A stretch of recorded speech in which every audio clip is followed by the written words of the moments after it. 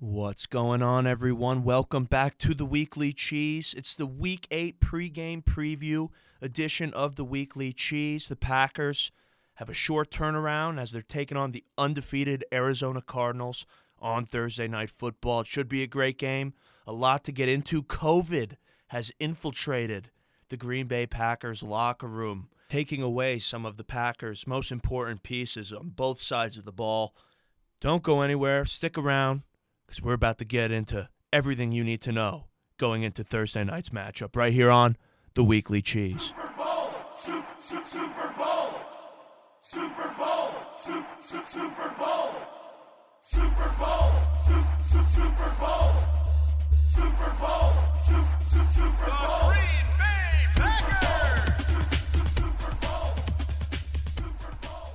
What's going on, everyone? Welcome back to the Weekly Cheese. I am your host, Joe Ivan, and let's break down this upcoming Thursday night matchup between the Green Bay Packers and the undefeated Arizona Cardinals. It's going to be a tough game for the Packers. The Cardinals are a very talented squad. They're playing great football, and right now they are widely considered the best team in the league, and they should be. They're the only undefeated team left. The Packers, they've seemed to have adversity as a theme to start this season, but on top of the fact that they've been playing through injuries since week 1, they now have a COVID outbreak within the locker room, which a couple weeks ago, when the only couple guys on the list of the COVID list were Lancaster and Malik Taylor, luckily they're both okay and they've recovered and they're back. But when it was just them missing time due to COVID, it was something that we could deal with as a squad. But now the COVID has infected the team in a much more serious way. On Thursday, the Packers will be without defensive coordinator Joe Barry and wide receivers Allen Lazard and Davante Adams. Obviously, a huge blow to this squad heading into Thursday's matchup for supremacy in the NFC. If the Packers win on Thursday, they will have to be considered the best team in the NFC, beating the Arizona Cardinals in Arizona. With such a diminished squad, no Davante Adams, a backup defensive play caller, the Packers will be relying on defensive backs coach Jerry Gray to call the defense. And they're going to need a couple guys on the offensive side of the ball to step up and make some plays, some impactful plays against the best record in the NFL. The number one area that I will be looking at going into this game, and the area that I believe if the Packers win, they will have the strongest chance of coming away with victory on Thursday, is the third down and red zone conversions on both sides of the ball, but specifically on the offensive side of the ball. The Cardinals have a very strong red zone defense, and they lead the league in third down stops. And right now, the Packers, they're not doing too hot in those two categories. They're the 13th ranked offense on third down and 23rd overall offense when in the red zone. And that's strange for the Packers. These are two areas where they topped the NFL last season, and they're going to need to dominate these two areas on Thursday to come away with a victory. A big reason for this being that the pass protection really hasn't been as strong as we're accustomed to seeing as Packer fans to start this season. There's been injuries all along the offensive line, and the consistency there consistency hasn't really been there. Aaron's been sacked 17 times this season. The Packers are without Bakhtiari, who I doubt he'll be back on Thursday night's game. They were without Elton Jenkins. They had Josh Nijman lining up at left tackle. They're now without Josh Myers. Lucas Patrick's in there. Runyon is starting at left guard. There's just been all sorts of things going on up front, and they've played well, but the pass protection has not been there, specifically on these third down and red zone situations where the Packers obviously need to throw the ball, and teams are just throwing blitzes at them left and right. Aaron's been sacked 17 times, like I said, and the Cardinals have a top 5 pass rush in the NFL. They've accumulated 19 sacks this season. And they have studs along their defensive line. Marcus Golden has 6 sacks this year coming off the edge. And coming off the other edge, they have Chandler Chandler Jones, who will be back this season and has 5 sacks alone. Yeah, they came all in week 1 against a very ugly performance from Taylor Lewan, but Chandler Jones is a stud, and he's going to be coming off the edge. And it's going to be up to Elton Jenkins and Billy Turner to solidify the edges and make sure that these 2 rushers don't have a day. Because if these rushers have a day, things could go south for the Packers very quick. That's why, like every week, it's vital for the Packers to protect Aaron Rodgers. If they're going to win the game, they're going to need to win the battle at the line of scrimmage. I mean, the Cardinals' pass rush is a huge reason why their pass defense overall has been so good. On average, they're only giving up an 84.5 passer rating to opposing teams' quarterbacks. And they've been up against some good teams. They play Matt Stafford this year. I mean, they're the 4th best in the league in opposing quarterback passer rating. And it's just vital that Aaron Rodgers stay upright, have time in that pocket, and move the rock. I mean, in order for the pass game to work on Thursday without Davante Adams and Allen Lazard, Aaron is going to have time in the pocket. And guys like Randall Cobb and Bob Tunyon, they're going to have to get open down the field and make plays. Fortunately for the Packers, it does seem like Marquez Valdez-Scantling will be returning from his hamstring injury after missing the last 3 weeks. And having him back will be nice. It'll add that deep threat to the field in Davante Adams' absence. And with Allen Lazard being off the field, it's just another set of familiar and trusted hands out there for this team. But this game also provides a great opportunity for guys like Equanimeous St. Brown, who's been making plays over the past 2 weeks. He's stepped up his performance. For him to make some plays, and a guy like Amari Rodgers, the rookie, who's only had about 2 significant plays this season with the ones. It'd be nice to see Amari Rodgers get in there and produce.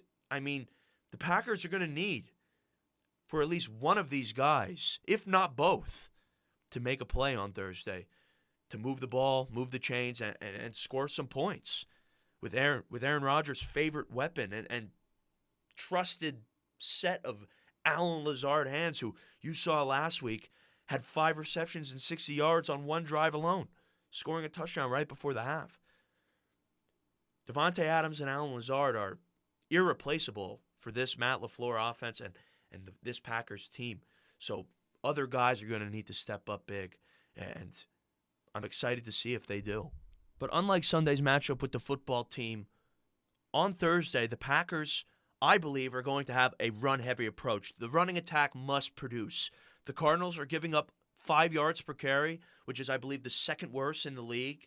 And unlike Sunday, where the Packers were throwing the ball around the yard and the running attack was barely featured as compared to most weeks where it's a very balanced attack, the Packers were very pass-heavy against the Washington football team. I believe that's most likely because they knew against the Cardinals they're going to need to pound the rock, and they didn't want to have Jones and Dillon take all these reps unnecessarily. It's a short week, and the running backs are going to be fresh. They didn't have a huge workload on Sunday, so expect to see them to run the ball a lot and look for both of those running backs to produce at a high level. I mean, the interior of the line's going to need to step up their run blocking. Runyon's been pretty weak as a run blocker this year overall, so it's going to be imperative for the interior of Runyon, Patrick, and Newman to generate push and open up holes, but they should be able to against this Cardinals defense, who, again, is giving up 5 yards per carry. And my bold prediction for Thursday night is that the Packers have over 180 rushing yards as a team, and they dominate time of possession. Defensively, as I stated earlier, the Packers are going to be without their defense coordinator. Joe Barry won't be on the sideline calling plays, and this is just another hurdle for this Packers defense that has been riddled with injury since the start of the season. But luckily for us, Packer Nation, former defensive coordinator and beloved defensive back coach Jerry Gray will be calling the defense. And I can confidently say that I speak for everyone in Packer Nation when I say that the defense is in good hands. Coach Gray has been an NFL coach for the past 25 years. He spent 8 years as a defensive coordinator in this league. And since arriving in Green Bay at the start of the 2020 season, he has been a stellar defensive backs coach. And he seems to have really gained the trust and love and respect of each and every single player in that locker room. I believe in Coach Gray. I think the team believes in Coach Gray. I know the coaching staff believes in Coach Gray. I know LaFleur does. And he will have them ready to go. And this Packers defense will continue to play at a high level and fight through the adversity that is presented to them like they have throughout the entire first third of this season. I mean, the Packers defense has fought through every single adversity. Started with Zadarius Smith not being there. He played week 1. He was hurt. Hasn't played since. Jair goes down. Kevin King goes down. Preston goes down.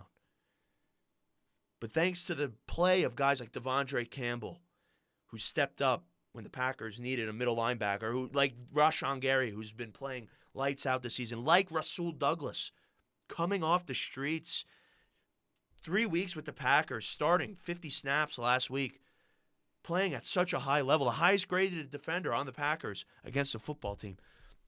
They're going to be ready to play, and they're going to need to be ready to play, taking on one of the NFL's most potent offenses. Kyler Murray has been phenomenal this season. 2,000 yards, over 2,000 yards, 2,002 yards, 17 touchdowns, 5 interceptions. He's leading the league, I believe, in completion percentage, 73.5. I mean, he has endless offensive weapons. DeAndre Hopkins, A.J. Green, Christian Kirk. They just signed Zach Ertz.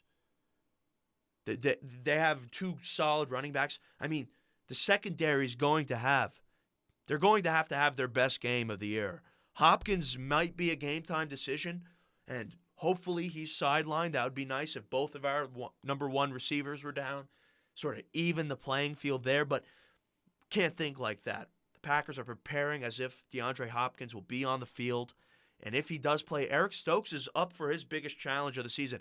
It's practically a boss battle for Eric Stokes, who's been going up against talented receivers week in and week out. I mean, Jamar Chase, Terry McLaurin, Allen Robinson. He's been going up against some very good receivers. But DeAndre Hopkins is at the top. I mean, he's right below Devontae Adams. Devontae Adams, number 1. DeAndre Hopkins is an arguable number 2. It's a boss battle for Eric Stokes, and he's going to have to step up. Who knows if Kevin King will be out there at this point. He practiced in a limited capacity all week last week, didn't suit up on Sunday. Maybe that was to get him to Thursday. If he's out there, great. If not, Rasul Douglas is going to have to start again. He's been stellar at this point with his limited time with the team. Chandon Sullivan has strung together a couple of solid performances. And this secondary's been heating up with Jair Alexander being out.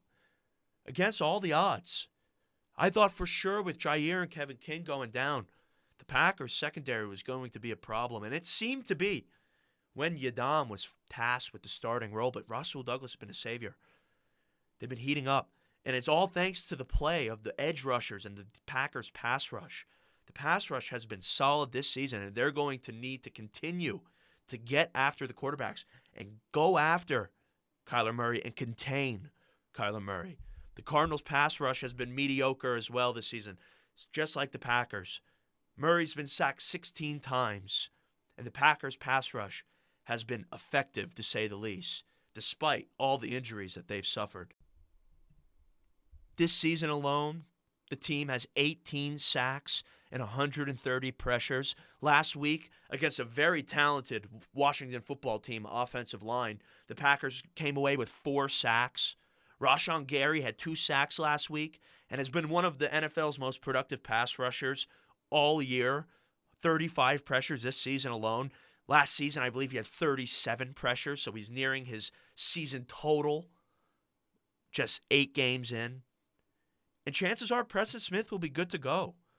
It'll be nice to see the trio of Rashawn Gary, Preston Smith, and the newly acquired Whitney Merciless get after Kyler Murray. And when they do pressure Murray, it is imperative that they contain him to the pocket and don't allow him to run all over the field willy-nilly. I mean, last week, Heineke rushed for 90 yards due to his ability to escape the pocket and evade the pass rush. And if the Packers aren't careful, Kyler Murray can have a 2012 Colin Kaepernick-type performance on Thursday, and no one wants to see that. The Cardinals have two competent running backs and can easily control the game if the Packers don't come ready to stop the run. I mean, Chase Edmonds is a stud. He's averaging 6 yards per carry. And James Conner runs hard, and he finishes the drives for the Cardinals. He has 6 touchdowns this season. And if Kenny Clark, Tyler Lancaster, Dean Lowry, the Packers' defensive line can't win the battle up front and contain these backs on early downs, the Packers are going to be in for a long night. There's a blueprint to beat the Packers, and that's to control the line of scrimmage, run the ball for 4 or 5 yards a clip, break the defense down slowly, and dominate the time of possession. And they cannot allow that to happen. We saw it week 1. The Saints were able to do it, and it got ugly. Every time the Packers get their ass handed to them on national television, it's due to the fact that teams are running all over them. It's a common trend, and it cannot happen on Thursday. It really seems like every time Aaron Rodgers goes to Arizona, something ridiculous happens. I mean, you look back to the 96-point heartbreaker back in 2010, or the double Janus, as I like to call it, in 2016, the back-to-back Hail Marys to tie it up, another heartbreaking overtime defeat for the Packers. And this game on Thursday night has the potential to be the game of the year. It's a crazy matchup for Thursday night football for the number 1 seed in the NFC. Ultimately, these two teams match up very similarly on paper, and they're very close to one another in most statistical categories. However, the Packers are a 6.5-point underdog going into this matchup with the Cardinals on Thursday night due to the fact that the Packers, they're without their defensive coordinator. They're without Devontae Adams. The cards are stacked against them. But adversity is not new for this Packers team. And I genuinely believe the Packers will rise to the occasion and come ready to play. Preston Smith could be back, should be back. The guys on offense will step up. Expect for an Amari Rodgers and Equanimeous St. Brown to make a play. MVS should be back. We'll have the weapons needed. The people that need to step up will step up.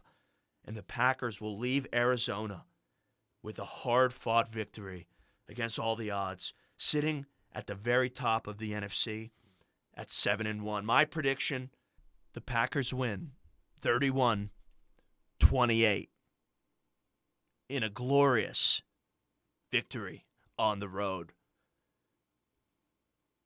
Before we head out of here, I'm going to kick it over real quick to Chris in the corner for his locks of the week.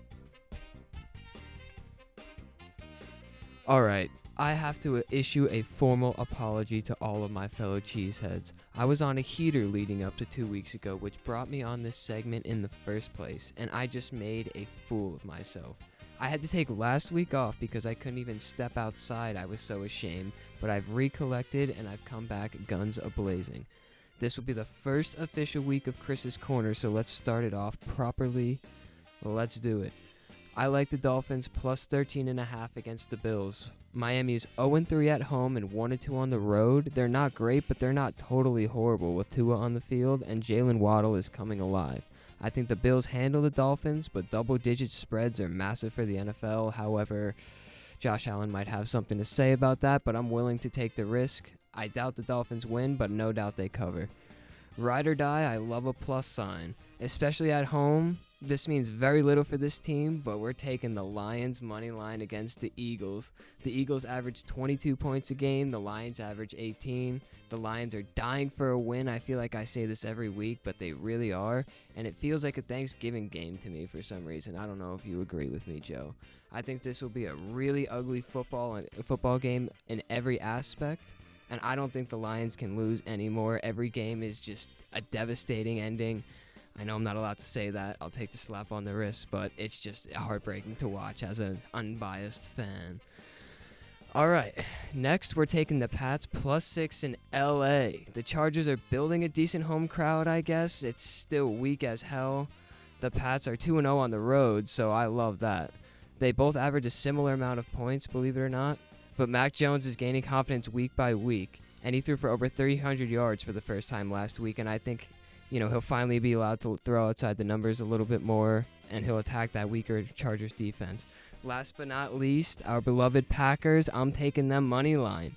I think Aaron stuns the Cardinals. He knows the deficiencies that the Packers are going into Arizona with, but I don't think he wants to win any game more than this one on Thursday Night Football. I think it'll be the best game of the year without a doubt, and that game comes with 2 props. I think Aaron Jones, while I'm staring at some Aaron Jones touchdown squares as we speak, has 2 touchdowns. He went off for multiple touchdowns the other week. I think he returns with a performance similar. Next, Joe, Amari Rodgers is going to get his first touchdown grab. I was just reading an article about Randall hyping up Amari and EQ. Just like you said, I think he'll make a play, and I think that play will be his first career touchdown in Arizona. That wraps up Chris's Corner for this week. I will be reporting back next week with the results we've been looking for. Let's go, Cheeseheads. Let's go, Pack. Go Pack is right. Great segment. Chris in the corner. We'll be checking in with him every week to get his picks. You heard him, though. Amari Rodgers, Equimania St. Brown, one of those 2 guys is going to have to step up and make a play on Thursday. That's going to do it for the Week 8 pregame preview right here on the Weekly Cheese. If you like the content, remember, like and subscribe down below. Follow us on Instagram at theweekly.cheese. Find us on TikTok at theweeklycheese.podcast. Be posting funny TikToks related to the show right on there. We're doing pretty well on TikTok. Over 500 likes already. Also find us on Twitter at theweeklycheese. Also catch us on Spotify, however you like it. The Weekly Cheese is everywhere, and we will be coming to you with video very soon. Things are moving here at the Weekly Cheese. I'll talk to you all on Friday. We'll break down everything that goes on Thursday night. And, as always, remember, the cheese stands alone. Go Pack, go, everyone. Come on,